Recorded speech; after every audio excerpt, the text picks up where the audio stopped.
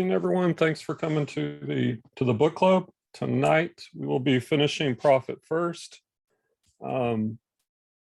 Next week, the week after we finish a book, we take the week off. And the following week, which will be December 13th, we will start the next book. Here, let me get a link for it. And we talked about this on the morning call. It's been a while back, but we decided that we're going to switch it up and do a fictional piece. So let me get the link for you.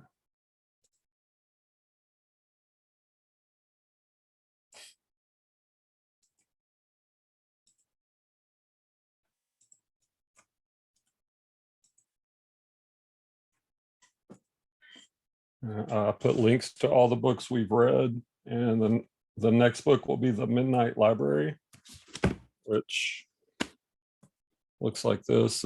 It's actually a fictional piece, but it's a really good read. It deals with, choices, decisions, fate, free will, happiness, lots of big topics. And I always go back to Neil Gaiman's quote. He says, fiction is the lie that tells the truth. So even though it's fiction, I think we can get something from it and discuss it. So it'll be a good change of pace, I think. All right, as always, anytime you have anything to add, just jump on in, either drop it in the chat or even better, unmute yourself and jump into the discussion. Any questions, thoughts, ideas, comments, anything that stood out to you. I always like to hear what you guys are thinking. All right, so tonight it's chapters 10, 11, and 12, and these are actually pretty short. So unless we have a lot of discussion, it'll probably be a quick one. Chapter 10 is Living Profit First.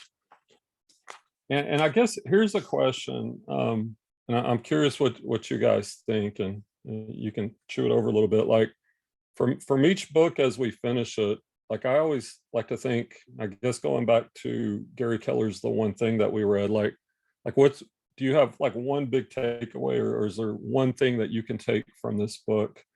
And like as I was thinking about this book as I finished it, I wouldn't say I'm disappointed in it, but I would say for me personally, it's my least favorite of the books we've read.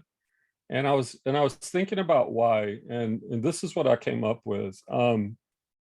It's all the information is good, and we've talked about it, but I think what the author has done, it's kind of like a mishmash. Like he's taking Dave Ramsey's, and he's cited these people in here too.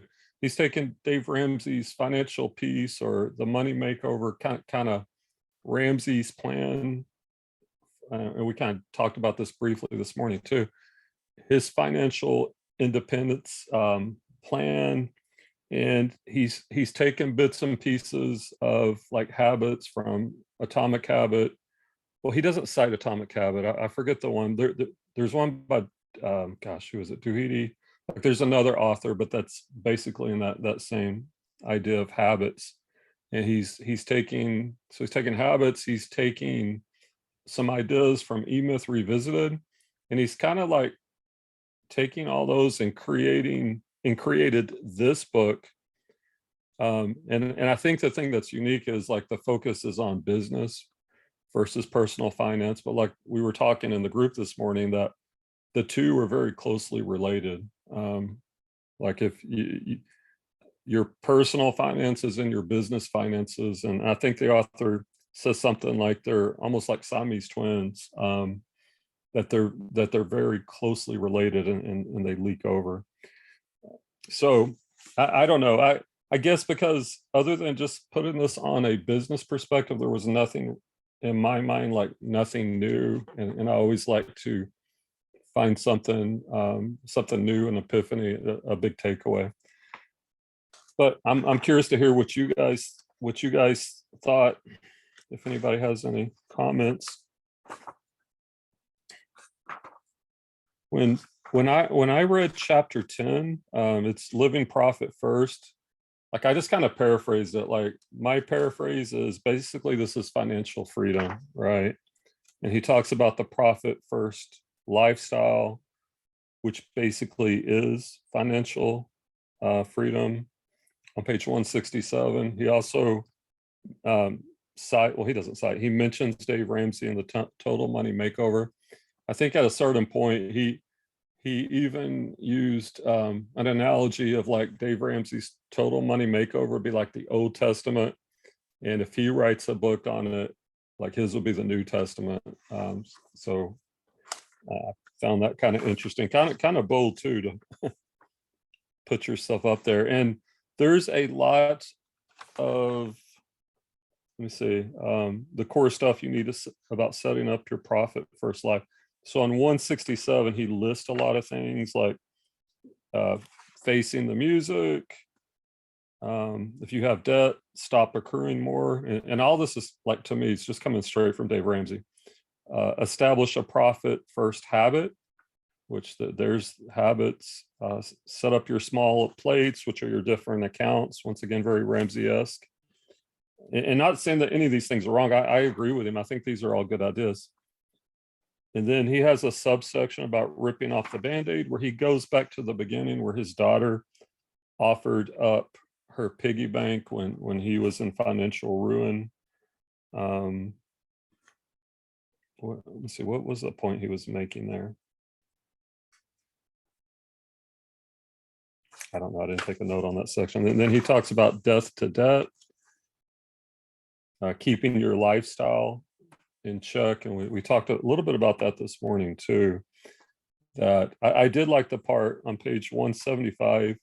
We've talked about Parkinson's law, where basically whatever time you give to a task, like however much time you have allotted for a task, it'll fill that task.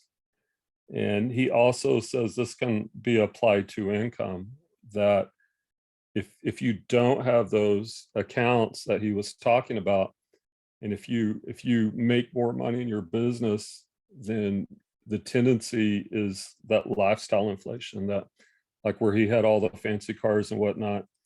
So he's saying lock in your lifestyle, and he has like an intricate plan of doing that. I know, who was it, Paul this morning, he talked about, Paul mentioned that he was a financial advisor, I guess, in the past.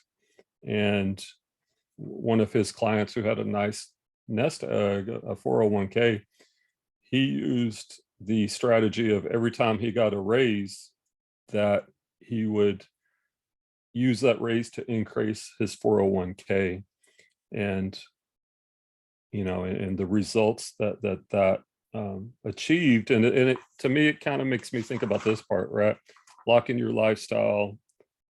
And, you know, if you could, on page 177, he says half of every income bump over and above, like he goes into this, I'm not gonna say complicated, but he's got a lot of percentages and a lot of little things, which I don't know, maybe to me, it just seemed a little off-putting. Like for me, I want these type of things to be more simple, and which kind of like what what Paul was saying. I like that approach better, but they're both the same ideas, right? That, you know, over time, as your income increases, as your business increases, like percentage wise, you should contribute more towards those different accounts.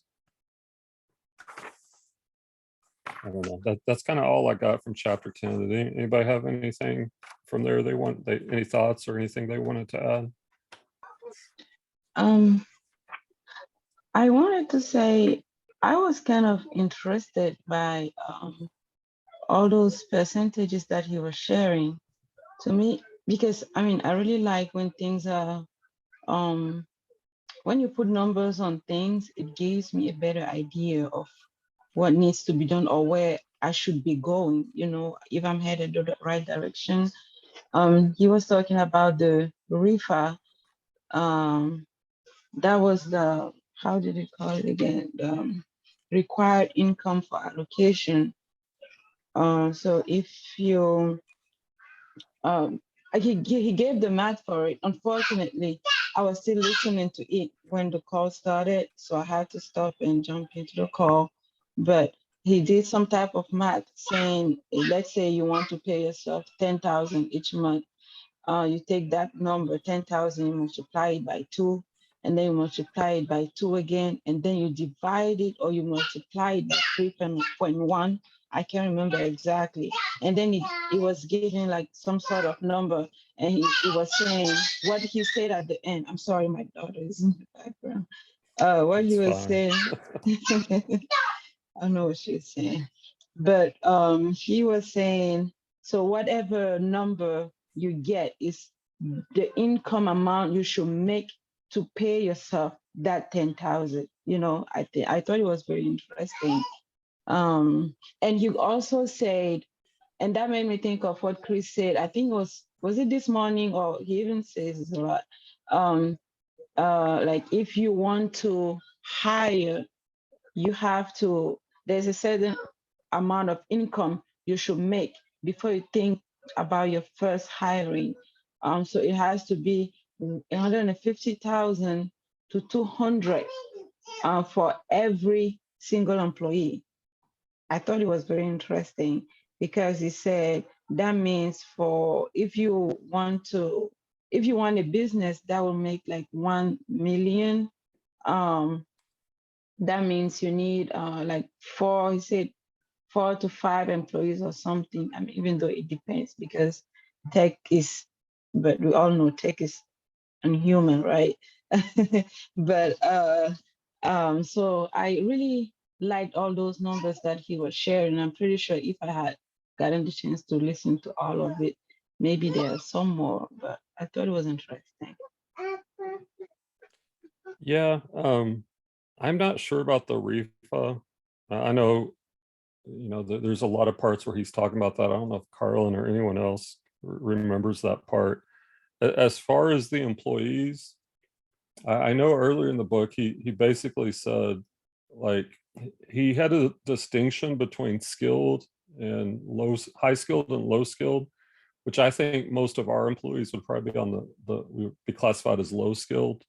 The fact that, tech can bring somebody, this isn't anything derogatory towards employees, but if you can bring somebody off the street and your systems are so clean where you can have them listing 100 the first day, that's, that I would say that's probably low skilled. And I'd also say your systems are very efficient.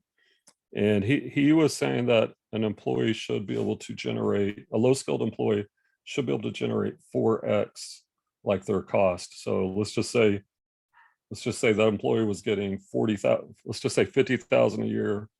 So they should be able to generate like $200,000 a year in revenue. And he did have like certain points, and I don't know if it was this book or eMyth Revisited. These do seem to run together after a while, where he had like the gross revenue of the company at certain benchmarks, what a typical number of employees might be. And I do remember, because I noted this one, like up to $250,000 gross, it's typically it's just the owner operator. So as far as resellers, that I think that's probably doable. Like I think I could get to the point. Like I'm probably, I know I'm not there yet. I'm probably, because I'm doing like 15K a month gross on eBay. So what's that one, like 180, and I can handle it. So that 250 number probably sounds about right to me. And I know Isaiah, I saw Isaiah in the chat, and he's always talking about employees. So just kind of curious what other people, if anybody has any thoughts on employees or anything else. I was wondering, like, I wonder if my mom could do that, because I don't know if I don't think I've mentioned this before, but my mom.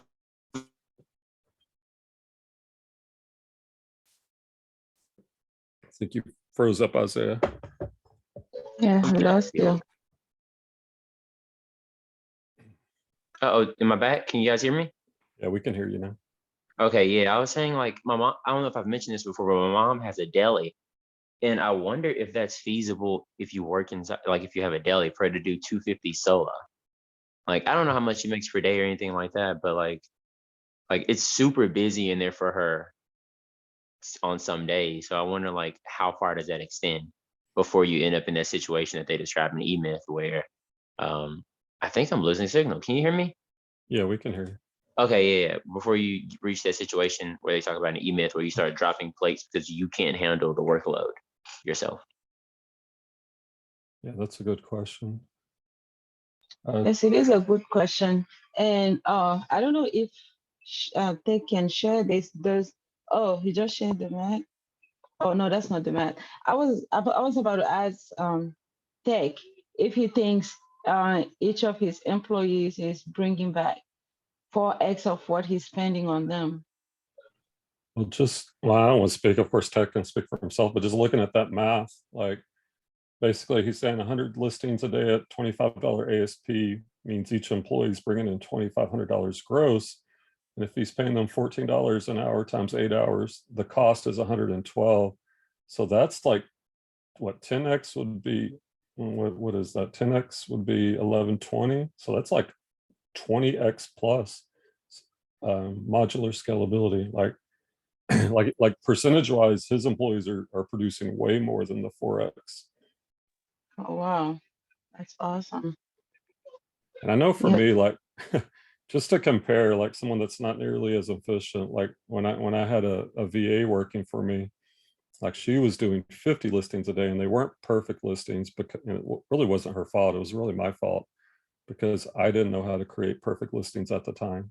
Like she did a good job with what I gave her, but like even at what 50 listings at around that same ASP.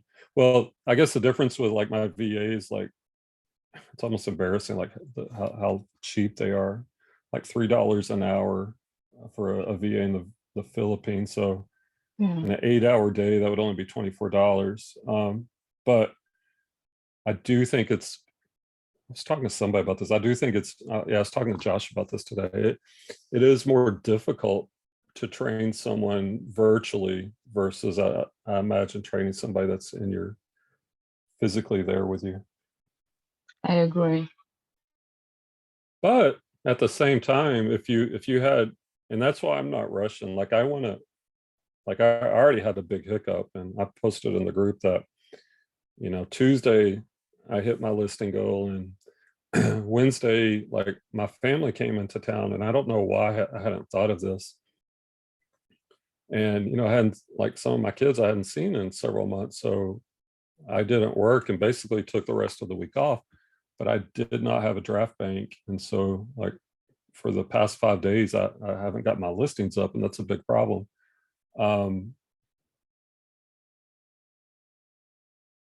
Wow, just looking at what Tech said, each person lists roughly, it's almost a million a year gross. I know that is insane. That is so that is so efficient. It is. It really is. But Tech took a long time before he hired someone too, and I think that's kind of my takeaway is like, let me become more efficient. Because if you're going to hire someone, if you're going to do the sell similar, which I do think is the best way to do it, like Tech does, then it's obviously a lot easier if your store is filled with perfect listings, as Tech would say. That's true. And I think the only reason his employees are able to list that much is because his system is so like almost perfect, I think somebody else who is making good money, let's say the person is even making the 200 or 250 that is required, or 150 that is required to get your first employee. Even if you're making that much, but you don't have a good system, your employee will not be able to they won't be able to like bring that much of a return. The return, the ROI won't be as much because the system is not that good. That's why it's better to just make sure that you do it yourself the longest possible, and then, like we say, you go ahead and hire. Right. Let's see. Vanessa said she liked the conversation about how hourly wage can be an advantage for business owners as long as you have a good system in place. Once again, the system, employees get more productive over time, equals more revenue per hour. And Tech says they don't know anything about eBay. They just copy me, which, just to reinforce what you're saying, Layla, that, I mean, that's a perfect system that you can do that. Yeah, if you pay per piece, that'd be very expensive. Wow, I that's have a interesting. question. Yeah. How do you know when you are able to increase your life, like your personal lifestyle? Like from based on what, from this book, or just like in general? In general, or whatever. Because like, What? if you get to like say paying yourself like $10,000 a month or whatever, and then you go buy a new car and you get a house and you, I don't know, like buy, I don't know what you buy, but you start eating steak dinners, as Tech says. How do you know, like, I guess, because I think the whole point of the book is that you don't, the business is supposed to work for you and not the other way around. So I guess it's up to you if you think that you can handle that, the expenses, like for the foreseeable future after that. Yeah, well, I think like what he would say, and well, I know what Dave Ramsey would say. It's very similar, that everything's based on a percentage. So as your income would go up, your expendable, the envelope or the account for your expendable, not income, but like your fund money or whatever it is. Like Dave Ramsey, like his system is structured like there's a percentage, like he's got the debt snowball and food expenses, utilities and whatnot, and then you've got to go through the steps. You pay off your debt using the debt snowball, but even during that process, like you're able to create an envelope or an account. He would say an envelope to cash, to be able to use, and that's where you have some flexibility. And obviously once you become debt free and achieve the other goals, you would have more latitude. But yeah, I was about to, Tech says you can increase your lifestyle when your passive income increases. If your investments start paying you more, you can live larger if you want, live off the passive investments, not hard earned income. Yeah, that's smart. Like, I think that's kind of like the definition of financial freedom. And he does mention that in here somewhere, where those passive investments, whether it's real estate or stocks or whatnot, are generating, like, the compounding effect. The return is more than you could really spend. So then you can increase your lifestyle at that point. I think also it's important as resellers to understand, I think we underestimate how much we save as a small business on overhead. Case in point, like Isaiah's mom running a deli, the overhead that she has to get just to even break even is so much higher than we are. So it's going to be different for every reseller, but that point where you go brick and mortar or you go higher, you got to realize that is a big deal. And now you're taking on a lot more overhead than you're used to. I think a lot of resellers kind of underestimate how much overhead we get away with not paying. I think the other That's a good half point. of that too is, like, unlike us, like, you could list your item on eBay today and sell your first item today. Like, definitely possible. A lot of people have done it. The thing about with my mom's situation at the deli is that she could do everything she's supposed to do. She can set up the kitchen, have the food ready to go, do everything, and nobody could show up. Nobody. And that brings her no closer to paying off that overhead, no closer to paying off the rent. For us, if no one buys an item from us on eBay, we're not hurting. Like, it's $4 that we put into the item, or $5 we put into the item, and we're just waiting to turn that over. And we know that eBay is going to give us that customer. But my mom has to do all the marketing herself for those customers. And she has to look very attractive and buy signs and stuff so that people come inside. There's so much that goes into it when you have a brick and mortar compared to what we're doing over here. And yeah, I'm glad you brought that up. Super, super valuable. Yeah, like I'm still, obviously, I'm probably like a year or so away from even thinking about renting a house, but like the storage here is like outrageous how much it costs. So if I had like 2 storage units, and then what the market rent for my apartment now would be, like I could practically have a house, and then I wouldn't have to pay the storage unit. So it would be definitely like a little bit more expensive to have a house, but then we'd have a dishwasher, we'd have private laundry, we'd have more room in general. Yeah, so I mean it's still a ways away, but I know there will come a day where like I have to kind of decide, like, do I want an office space, or do we want to move to a house, or do we want to, I just want to pay the storage units. I don't know. I don't know if this is fair to say, because it's definitely not the case for everybody, but there was something very freeing for me about getting my storage unit, like working outside. I'm way more efficient over there at that storage unit than I have ever been in my house. Like today, I had to go pick out, I think because some of my items are in the house and some of them are at the storage unit. Like the most recently listed items are still here. But at the storage unit, I think I picked like 24 items in 40 minutes or something like that. But if I would have had to pick the same 24 items at my house like 4 weeks ago, it would have taken me like an hour or something. Like, because when I go to the storage unit, there's nothing that I can do there except go get my items and come back home. Like you don't want to chill in that storage unit. There's nothing you can do in there. There's no signal. It's just you go in there and you go do what you're supposed to do and you come out. So I think there's a lot of value in having it outside the home. I think having it in the home can definitely work, and a lot of people have made it work, and I made it work for a year. But there was something really freeing about that for me, about having it outside my house. Well, yeah, you mentioned that this morning, right? Like I think you said if your cousins come over there and they're playing video games, but you're having to list on eBay, how that's a challenge. So I think, having that separation, that environment where it's just work, I definitely think that helps you to be more productive. Yeah, I would love to not work from home one day, but for right now, it is what it is. So we'll see.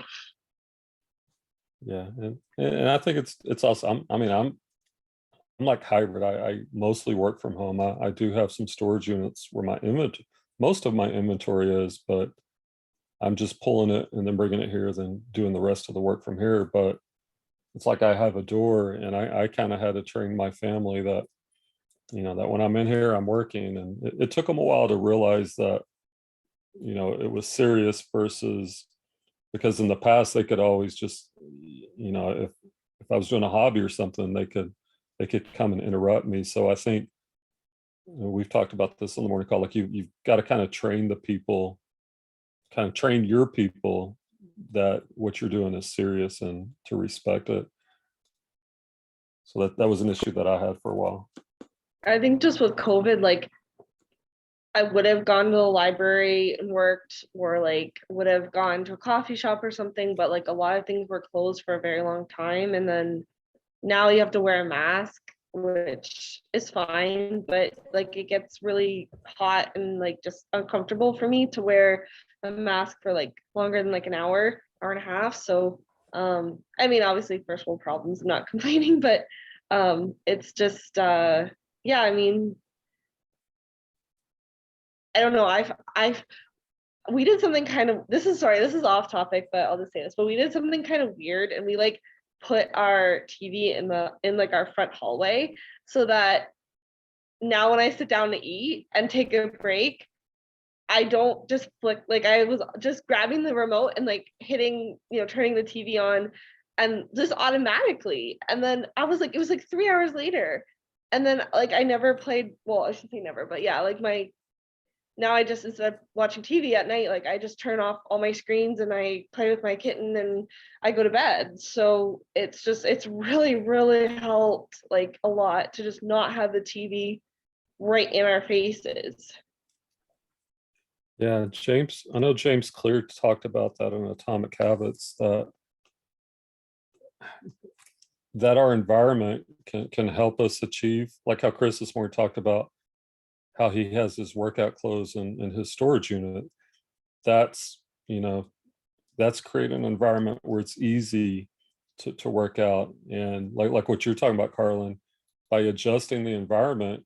And he even gave examples where you could be more extreme, like take the batteries out of the remote or unplug the TV, or, any type of friction can make a habit more difficult to continue. So you want to create the friction for the bad habits and make the good habits that you're trying to do easier to do. Because so much of it, I think, is environment, and it really is habits. And Annika says she's having the same problem, hard time with kids. Yeah, and I think that is probably an issue with a lot of people working at home, and with more people working at home now, it's probably even more prevalent. All right, I guess we can jump on to chapter 11. Before you hop in, I was about to say, like, I tell my wife this all the time, that like whenever she's here, I'm way less efficient at working. Like whenever she's here, I'm like, she doesn't have to say anything to me or anything like that. Just like me knowing she's here, I would go like, let me go ask Mariah this, and then I go up there and ask her something or something like just her being. But when I'm by myself, I can just like focus in. I don't think about anyone else. I turn on a podcast or a book and I'm on it. But when she's here, efficiency shoots down just a little bit. I'm laughing so hard because like I'm the exact same way with my husband. Like literally, okay, if you've ever watched like the Big Comfy Couch or whatever, where she's like spinning around cleaning, like she's running around, that's me when he leaves. Because I'm like, I have like 2 hours all to myself, like I'm gonna get stuff done, and then like, because I don't want him to come back and I haven't done anything. But yeah, I'm way more productive when there's just something about being alone that you're like, oh, I have to get something done. Yeah, this is really funny that you said that. Yeah, the 10-second tidy. I know. I love. Okay, yeah. I get that song stuck in my head now. Yeah. So I'm curious, Isaiah. Like, so you said when you're working from. So what does your work setup look like? Like, when do you work at the storage unit? Like, I see you cleaning shoes now. Like, what is your breakup in your workplaces? Are you asking for like my schedule or like where the stations are? Well, just curious because maybe both or either or. Like you said, you work more efficiently at the storage unit. So when do you work there versus when do you work at home? So most of the work's done here at home. Like all the cleaning is done here. Photography and like photography station is right behind me. And then listing is downstairs because I have like a big desk and I just sit at the desk and do listings over there. So I'm at the storage unit for picking exclusively. So some of the items are currently in this room. Like I have, because I have my stuff in the bins. So the bins don't go over to the storage unit immediately because sometimes they're a little bit too full. So I need a slight buffer so that they can empty a little bit so I can put the lids on and then move them to the storage unit. Also, moving them when they're completely full to the storage unit is a little bit difficult because they're very, very heavy when they're full. They're like 40, 50 pounds each. So I like to let them empty out just a little bit before I send them off. So, but what I do in the morning is wake up, do customer service, offers, et cetera. And then I take the phone that I'm on right now and I take pictures of every single thing that's sold. So like I go to that screen so I can see my start dates. And I take a picture of every single thing. And then I go through all of those photos and get the items that are still in the house. So everything that's still in the house, I'll take all of that and get it packed up. The boxes and stuff are already made. And then after that, I go to the storage unit, go pick the remaining items, which is why I was like I sold 49 items or something like that went out today. But like 24 of them were at the storage unit. So I go over to the storage unit, pick those items out of there, and then bring them back home in a bin. Go add those, like put those in the boxes, get everything wrapped up, and then put it outside for the pickup guy. So that's when I'm over there at the storage. I don't do any work out of the storage unit because they don't allow you to work in my storage units. It's exclusively for storage. So Gotcha. Yeah. I was just wondering if it was like Chris's setup where he's actually working out of his. Yeah. Fortunately though, there's lights in there, but they don't let you work in there. And I would have to figure out something with signal too, because I'm in like a metal box. Mine is indoor. So it's like a big metal box and there's nothing, no signal. Gotcha. All right. Well, let's talk about chapter 11. It's titled Where It All Falls Apart. And this chapter is kind of like possible pitfalls or problem areas. And he kind of starts and ends this chapter. And I think he does that with many of the chapters, where he's talking about Roger Bannister and the 4-minute mile, which before 1954, they thought it wasn't possible Hey, to break a 4-minute what are you mile. doing?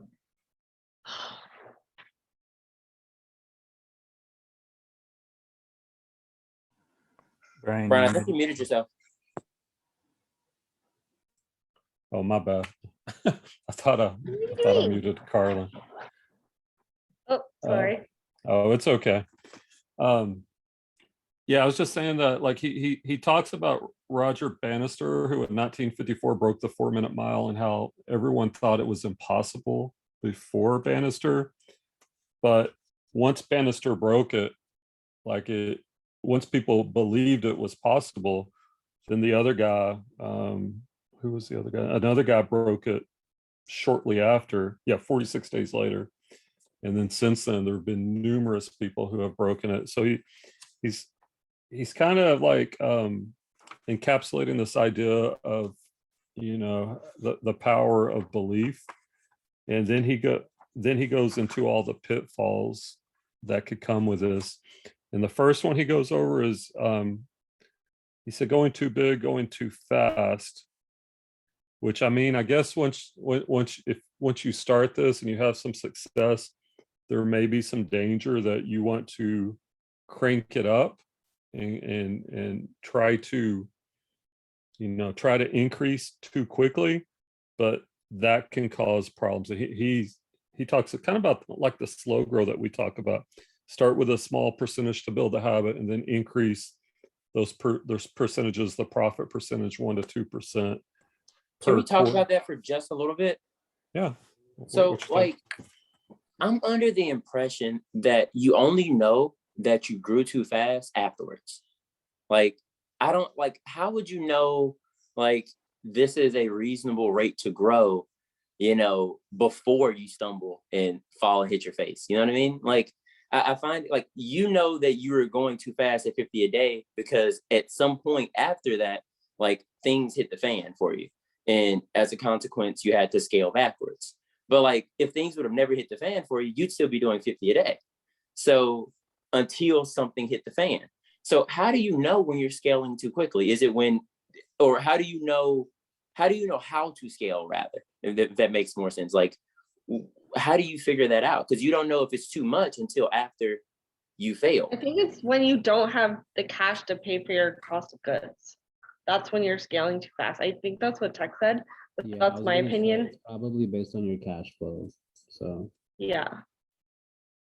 So for me, like, I think in general, like, profit first is really good. And if you start like day one of your business or like really early on, I think it's not as helpful like later on unless you're really struggling. But if you're paying all your bills and you're paying for your inventory, you're paying everything, like, if you're paying yourself, then it's not you don't really need it. So because you already are managing that money. So I wish I had started it from the beginning, because I would have known, like, I was overspending. But like my goal, like I said, was only pay myself $200 a month, and I did that. So just working part-time, it wasn't really a priority for me to be like super micromanaging the percentages. But yeah, my brain kind of walked away. Sorry. Yeah, I think that's right. And like on his setup, if you're doing it his way, like those percentages, you'd kind of be constrained by those. But I think with reselling, like you were talking about margins, how we can double our money, triple it quickly if we're sourcing the right items, making good listings, pricing them right. Like, we can grow pretty quickly. And I know for me personally, it was like I didn't know what I was doing, and I hired a VA, and she was doing 50 a day, and my sales were growing. And this was like Q1 and part of Q2 of this year. but there was other factors. There was stimulus money. Like in April, I had my best month. And some of those items were selling, but as I'm going back through those old listings, a lot of them probably would have sold if the listing was created properly. But as those sales slowed down, because at the time I was also just doing women's jeans at the time.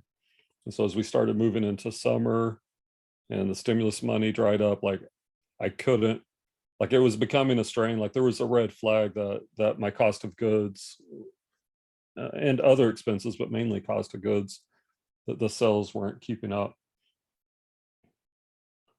And Tech says warehouse capacity and ability to put away are limitations of how much or how fast you can grow. Yeah. And I wasn't selling, you know, I definitely wasn't that reseller nirvana, and I couldn't maintain that pace. So I figured better to get rid of everybody, figure it out myself, and then just come up with a slow growth plan. That's what it is ultimately. You can have billions of dollars, and if you give me 500,000 pieces of clothes, where am I going to put it? I have nowhere to put it. I have no ability to put it away. So your warehouse capacity and your ability to put it away every day is ultimately how much you can list per day. But if you run into a situation where like you can't afford your storage unit and then to keep the inventory rolling, then you're kind of screwed that way too.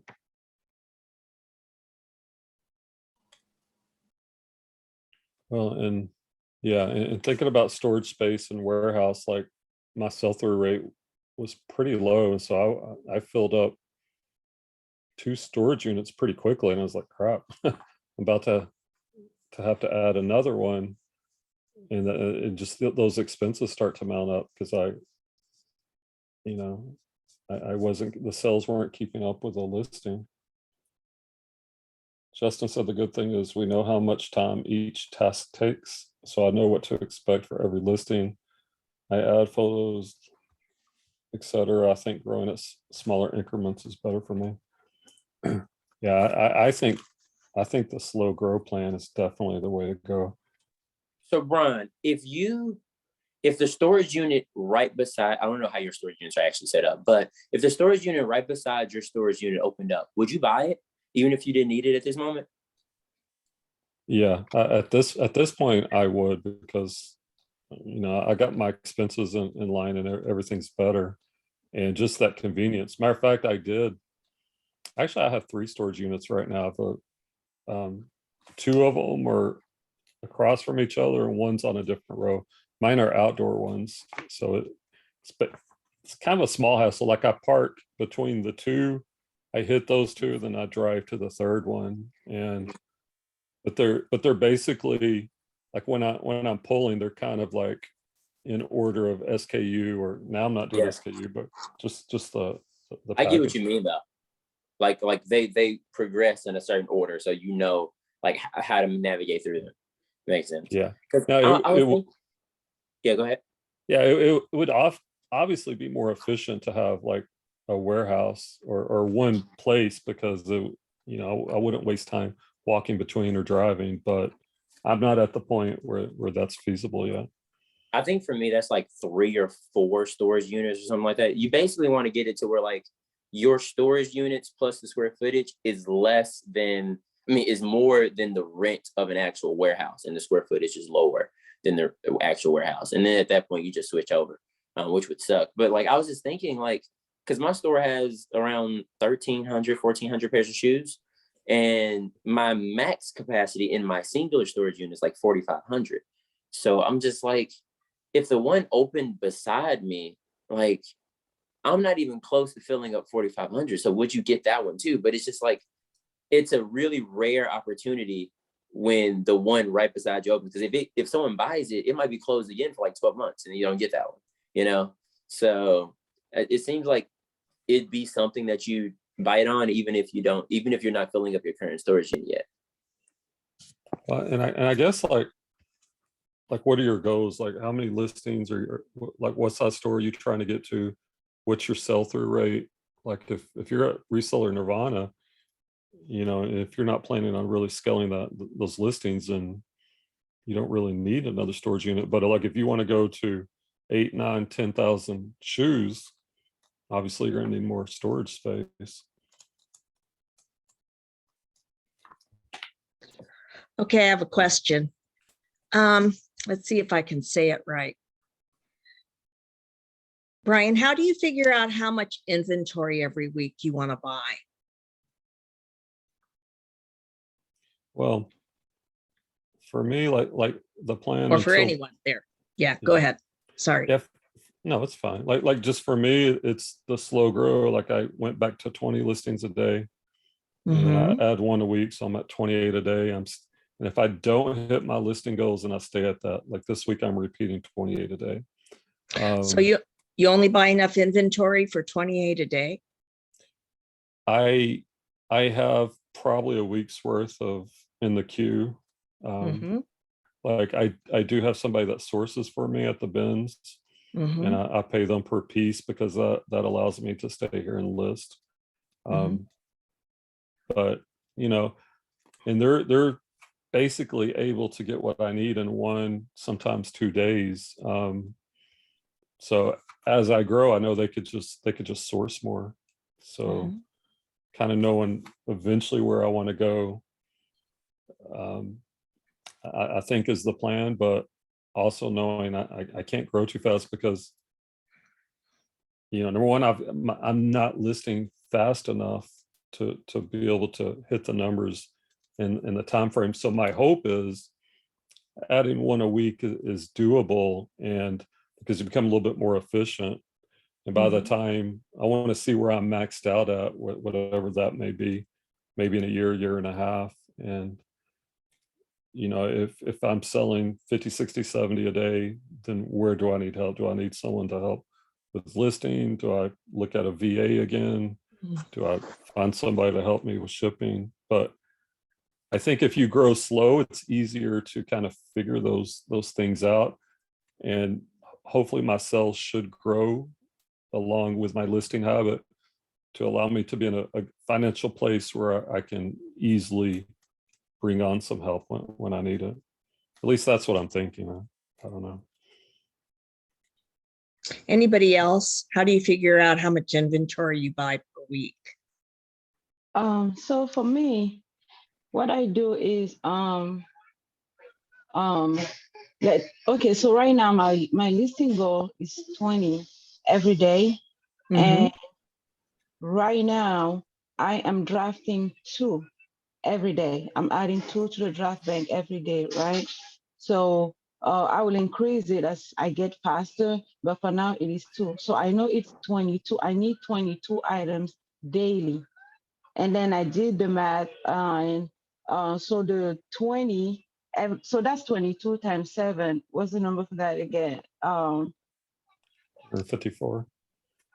Say that again. 154.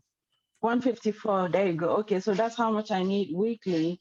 And like Brian said, I need to have some in the queue.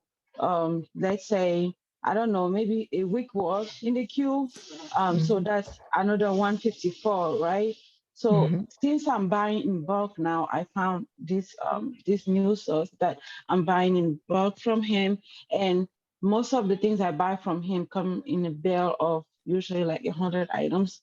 So I just did the math, like, okay, so I need 1.5 bale from him every week, but since I cannot buy half of the bale, so that's like 3 bales for 2 weeks. Mhm. And I know I would buy 2 first. I would use that, process it first, and then when I'm about to run out of the second bale, I go and buy some more for the 2 other weeks of the month. So that's how I do. Yeah, I mean, you just have to figure out how much you're listing, how much you want to list per day, and then how much of a queue you want to have. Because obviously, if you're listing like 10 a day and you're buying, 100 or 150 per week or something, like if you're buying double what you need, you're going to end up with a big death pile. And like you have to think too that money is being tied up. So if it's bin stuff where it's like you paid $1 or $2, then, you know, for it to sit for a month unlisted, probably not that big of a deal. Plus like the time it's going to take to sell. So, but like if you're paying, you know, $8, $9 or whatever an item, that's a lot of money to tie up. But I think Great with point. COVID, like you have to kind of just, like, yeah, I mean, I hate to say this, but right where I am right now, we're looking at potentially possibly another lockdown. And it's just like, you know, you got to kind of take your own risk assessment and say, do I want to have a month or two of queue, or do I, you know, backlog, whatever, or, you know, do I just, you know, I don't know, just because you kind of got a plan now for the worst. But yeah, I mean, there's just like no point in overwhelming yourself and like buying so much more than you need, especially when thrifting's like the best. A lot of people think thrifting is the best part of the, you know, this job. And if you buy too much all at once, then you can't thrift because you're, you know, stuck at home listing or death pile. So, but you know, I also, if thrifting's good, I pick it all up, because if I can afford it, because, you know, next time I go, I might find two things. So if I'm going to find, you know, 20, 30, 40 things, whatever, I'm going to pick it up. So it's just up to you. Like, you have to. Well, I was thinking in terms of then sales, because my impression of the group is, and I've heard Tech talk about it, Tech can tell me if I'm wrong, is that people put a lot of money into listing as much as they can each day, 20, 10, 20, 30 consistently. And that growth over time produces more sales.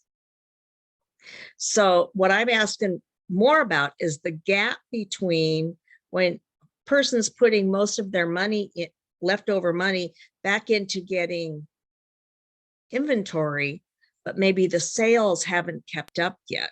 Like Brian said, he had a lot of inventory, he had a lot of listings, but his sales went down.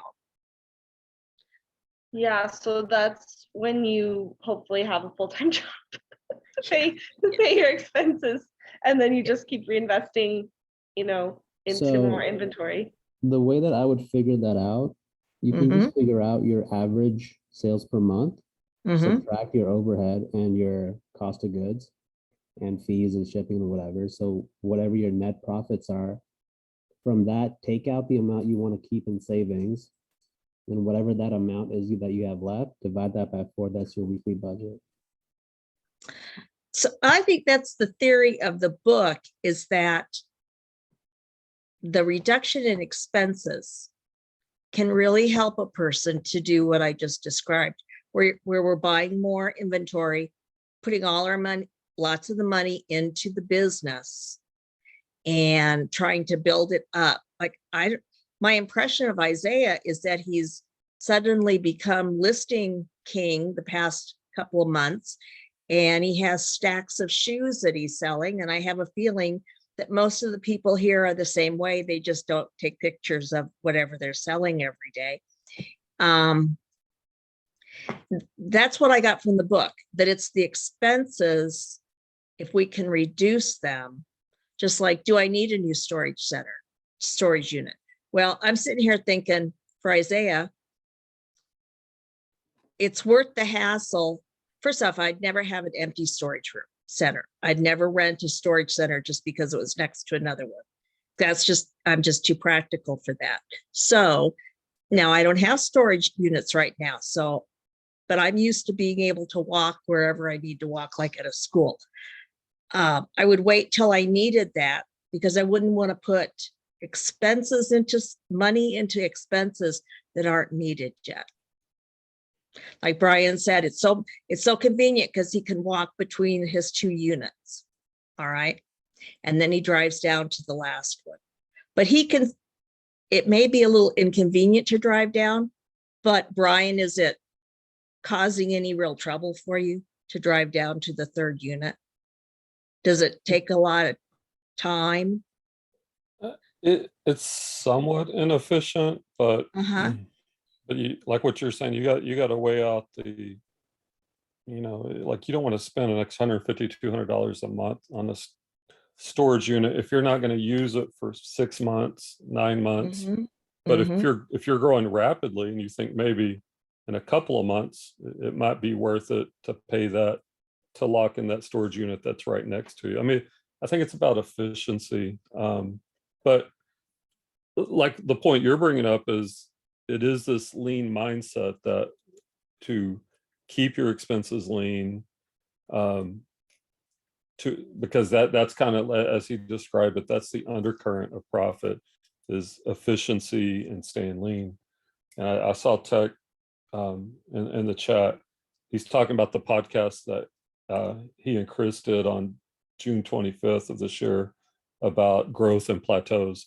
And I think personally, that was an epiphany podcast when I heard it. Like at the time, I was like, that's the best podcast I'd heard. That one about growth, because I had a misconception at that point. In my mind, it was grow as fast as you can, max everything out, put everything back into it, and just grow. And I don't want to speak for Tech. Of course, he can jump on, but basically, he talks about periods of growth and plateaus, like the way Tech, he would make a jump, to, an X jump, and then he would, his sales would catch up over time to, as Chris calls it, the reseller nirvana. And then he would stack capital for a period of time. Like I know Tech's I think he's been at 250 for a while now. So he's just accumulating all that capital until he's ready for the next bump. So, I mean, obviously you don't, I don't know, it's not very sustainable to, and also the idea of habits too, right? Like I think we're talking about death piles. It's easy because for most people, shopping is the fun part, right? And I know a lot of people say you make money in the buy, which is true, but that's dependent on you actually getting it listed and sold. So if you're just accumulating a large amount of inventory, and there's factors like Harlan was saying, with pandemics and whatnot, we've got to do a risk assessment. But like I think have a plan, like you want X amount of inventory, and if you could handle that as backstock, that's fine. But I think the habit of constantly just buying more than you plan on listing, that kind of goes against what the author's saying. That's definitely not lean. Like his whole approach is to be lean to maximize profit. And yeah, you might want to, I would definitely recommend listening to that podcast if you haven't yet. That's a really good podcast on growth and plateaus. And it changed everything for me. I got it then. I'm like, okay, all right, I need to pull my foot off the accelerator and slow down and try to do this the right way. It's sustainable. Well, I think sorry, Isaiah. Yeah. I just think part of the reason to plateau is to do it safely, so that if something happens, that you have savings, but if you just keep growing, and you don't have any savings for, anything like that, if something happens, I don't want to start talking about worst case scenarios, but you kind of have to think that way sometimes, and you have to, just be prepared. And if you just constantly spend all that money, then, even if you have a big return or like, a few returns all at once, or like just, I'm trying to think of something like more smaller scale, but, like it's just, you have to have that money set aside. So if you're just like, if you grow to a certain point and then you stay steady for a while and you plateau, and then you put that money away and then you put it into savings and stuff, then, then when that money is, you're good, like, okay, I have $20,000 or $10,000 in that account. And like, if I get the next storage unit and then I fill that, and this is how much it's going to cost me. Like you can figure that all out, and okay, if I'm only going to spend half of that, I still have $5,000 in my account, and you're good, you're safe. But if you spend that entire $10,000 and that money's gone, and then heaven forbid something happens, you're killing your entire business, which is really scary. Yeah, it would be. I think like the other thing, like once you've hit that nirvana point and you're plateauing for a while, it's like that's validation that what you're doing is working. And I think that probably builds trust in the system that you have in place, because like we hear this questions a lot, and I had them too, that, I mean, you see this working for other people, but until you have it down and you're actually plateauing and hitting that nirvana spot, like if you're not, then there's something lacking. It either hasn't been enough time, or there's something wrong with your titles, your item specifics, or your pricing, because you got to ask yourself, why are my sales not over time equaling or nearly equaling what I'm listing? Yeah, thanks for dropping by, Justin. Have a good night. All right, I guess back to chapter 11. He's talking about the pitfalls, which we just talked a lot about, which I think obviously that's like a big topic of conversation in our group, because I think, you know, most of us want to grow quickly. The next section, he talks about cutting the wrong cost. And basically his point is, you do want to be lean, but you don't want to cut an expense that will make you more efficient. Like if whatever that expense is going to make you more efficient, you do want to invest in those type of things. And I was like, well, what does that look like for reselling? Because I think, as tech has proven, you could run a very successful business pretty lean, in a pretty lean fashion as far as eBay. But I don't know, like for me, I'm just thinking, like some of the things I've upgraded over time, I didn't need to, but like for me, the Rolo, that thermal printer I got at the beginning of the year, that was a very worthwhile expense, a couple $100, and it prints out so much faster than what I was doing before. The expense of GoDaddy bookkeeping, I think it's like $9.99 a month, and it automates a lot of the bookkeeping versus me doing line by line. That is big time more efficient. Label buying, like having the sticky labels compared to like taping the labels onto it. I mean, time efficiency to the utmost, like so worth the amount that I spend on them. Because I remember when Tech told me back in the day when I was taping the labels on there, it was just like, dude, go spend like 11 cents per label or something like that and get those sticky labels, because it's not even close time wise. Yeah, that's a good point. Yeah, the taping, the paper label versus the 4x6 pill off label, that's a big one. I don't know, what do y'all have any other, like what are some expenses that are worth it for as far as efficiency? I mean, obviously employees at a certain point, like, I mean, Tech just gave his numbers like 20x, like his employees are 20x plus as far as the money they're generating. Vanessa? I think I definitely it's good to consider things that are going to be like one-time expenses. I don't know, even just annually or biannually.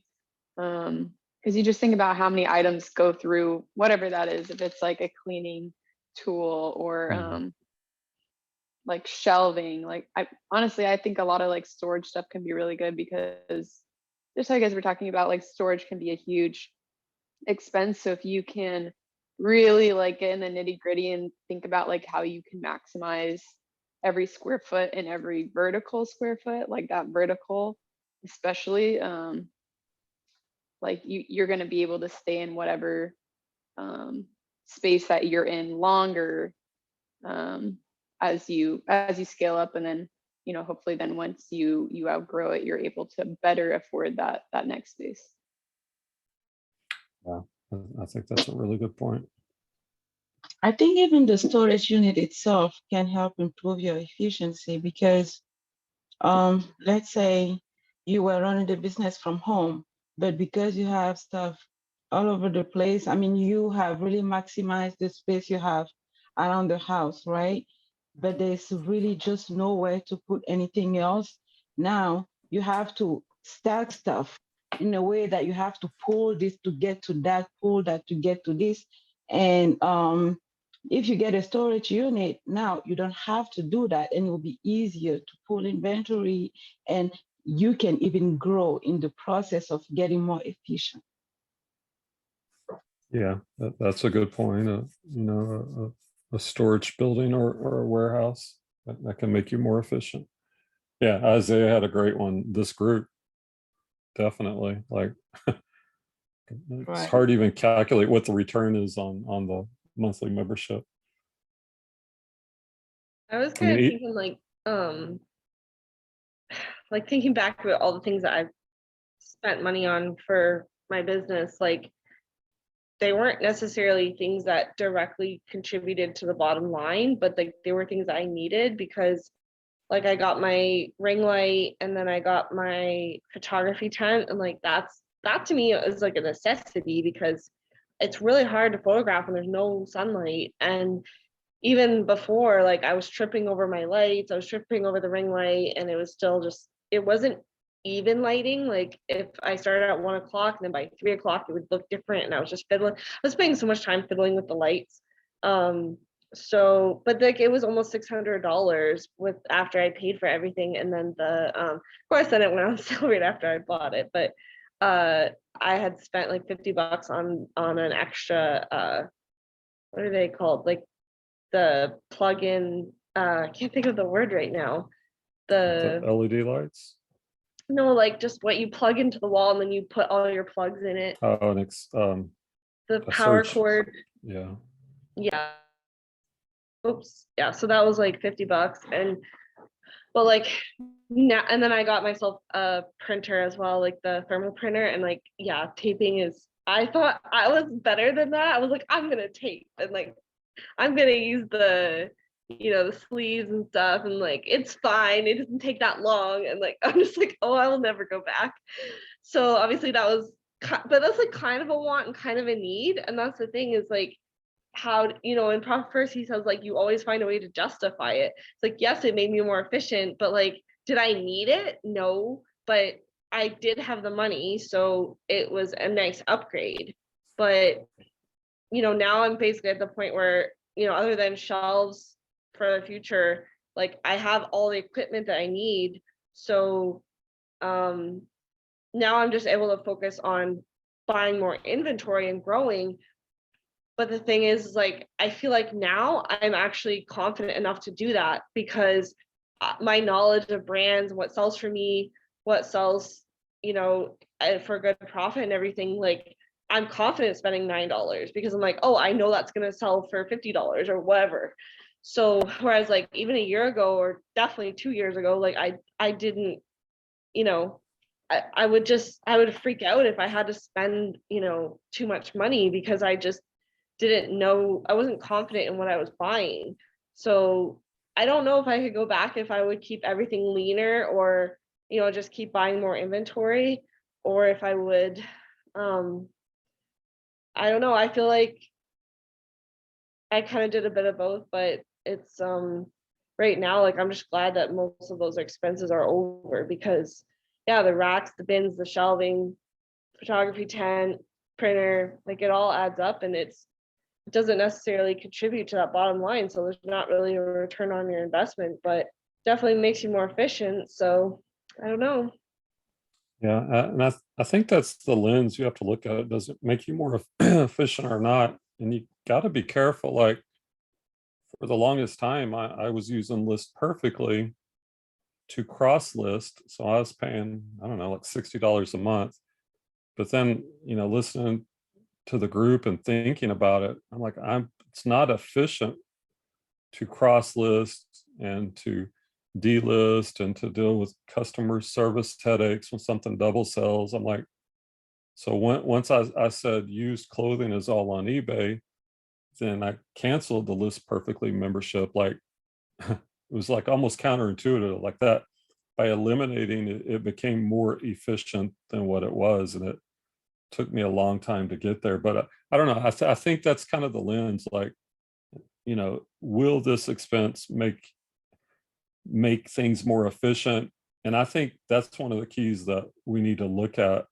How can we, what are things that'll make us more efficient?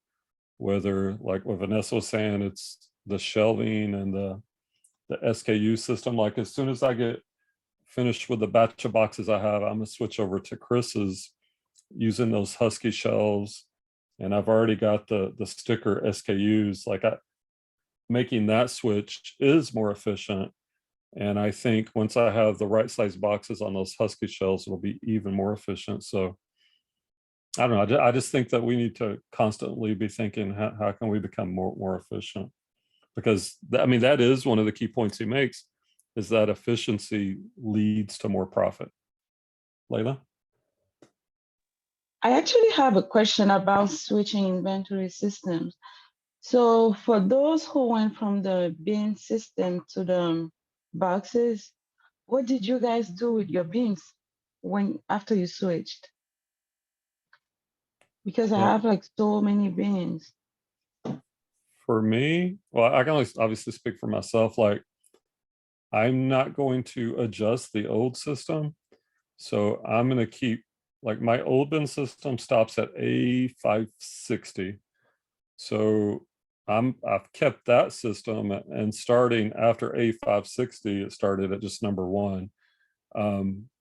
And as those old inventory boxes, I guess as they empty out, I think it would be too much to redo all of that. So I will just then fill up that box using the old inventory system, and everything else will go into the new system. And because I don't know, it just seems like a lot of waste. It would be really difficult to change out that whole system. I don't know if anybody else has any thoughts, and I see Vanessa has her hand up too.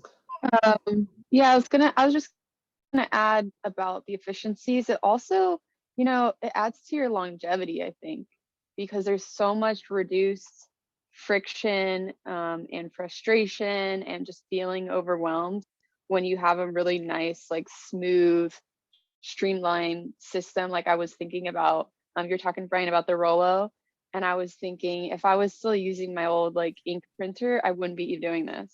Like I would have given up so long ago, because I would just be like, I'm over it.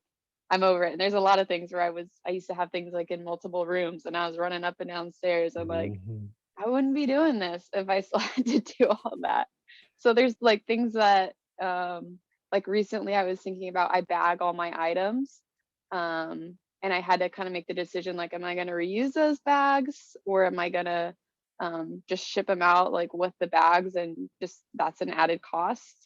And I just decided, like, this is just something that's going to make my life easier. Like, I'm just going to ship them out.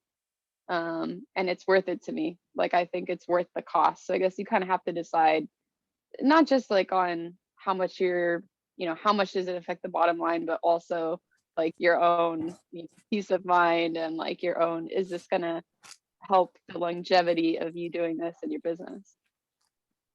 Yeah, those are really good points. Yeah, I probably would have quit if I was still running to the other printer, and even worse, the line by line accounting as each cell was shipping. It was horrible.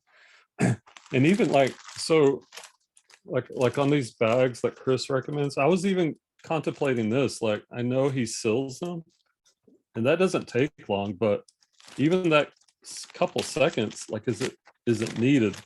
Like, is it okay just to have the bag open? I don't know. You want to do the seal ones, or you don't want to deal with that little strip? Like he hates that little strip. Well, I don't know. It's just like, just thinking, like, whether it's a strip or just like on a bag that's not very full, it's easy to do this. But like on jeans, and maybe I need to get a bigger bag, but like on jeans, it could take me several seconds to close this. And so I was wondering, do I really even need to seal it? Like, saving a couple of seconds per bag, is it better just to put it in with it being unsealed? Yeah. Yes, you want to seal that, bugs and stuff. Ooh. No bugs in your storage units? See, well, no, I've had no bugs that I'm aware of. Boy, that's nice. I don't know. You must be keeping it really clean too. Or I'm getting lucky. I don't know. So seal it for bugs. Okay. My mom was using the bread bags, and she would just fold it over. I used to tie it shut and she just folded it over. She's like, it doesn't matter.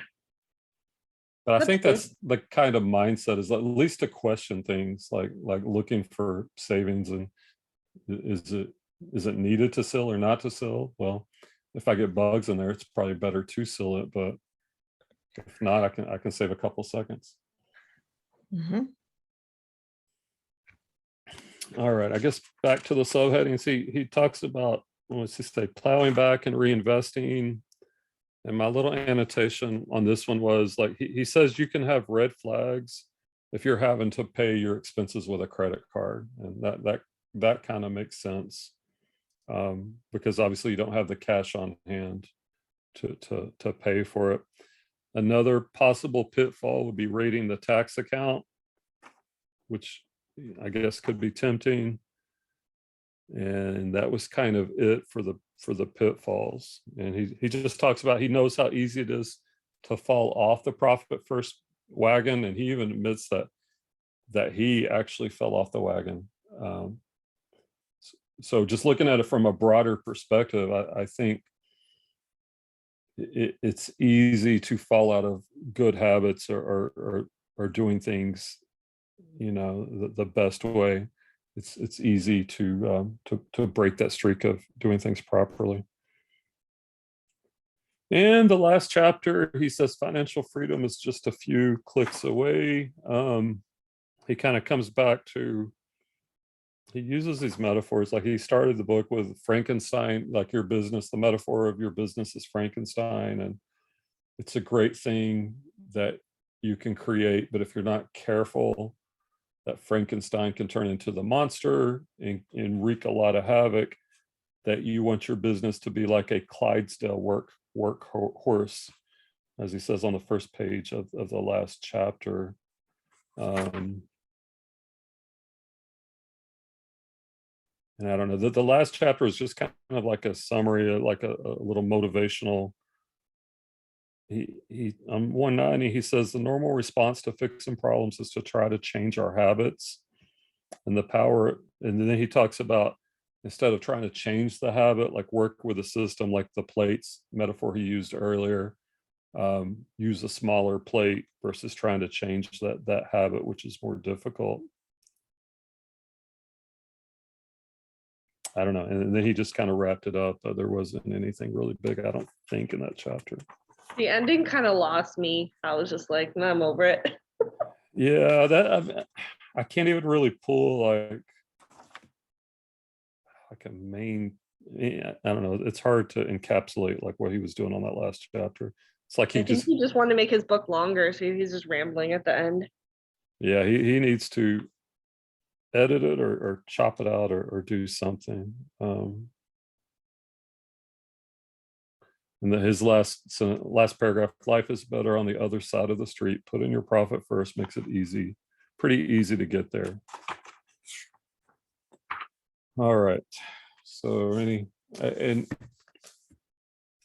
once again, I always like to look at each book, like what's one big takeaway. I think for me, like I said at the beginning, like I see a lot of the other ideas that talking about Frankenstein, he kind of took a piece from Dave Ramsey and a piece from E-Myth Revisited and Atomic Habits, and he kind of created this book, or this I'm not gonna say a monster, but this creation.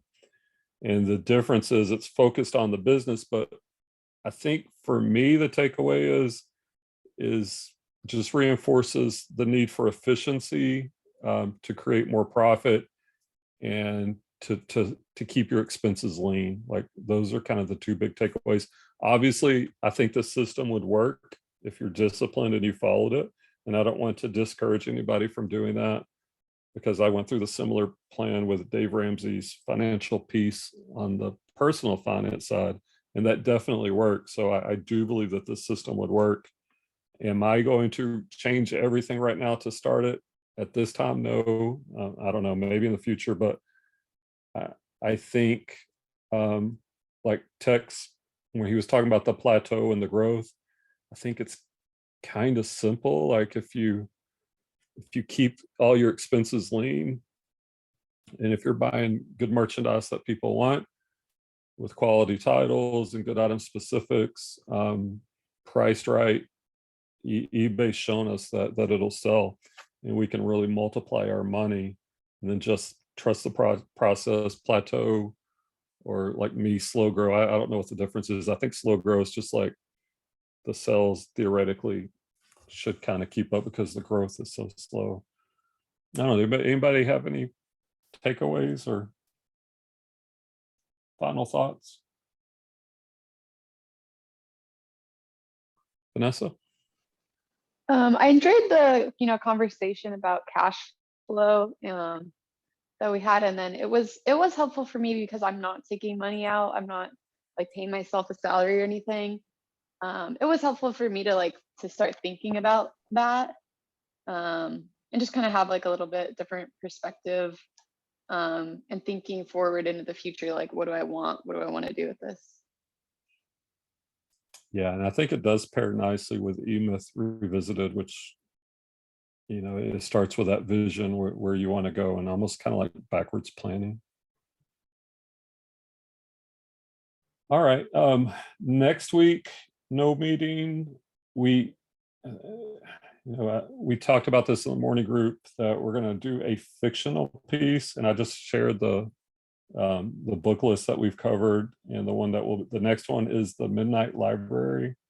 It's actually a fictional piece, and if you haven't read it yet, I think it's a really good read, and there's a lot of interesting ideas that we can talk about and relate them to our business and our personal life. So I guess on not next Monday, but the Monday after, we will, I'd like to kind of divide it into 4. So when we meet the following Monday, we can do pages here 1 through 82, and the chapters aren't numbered.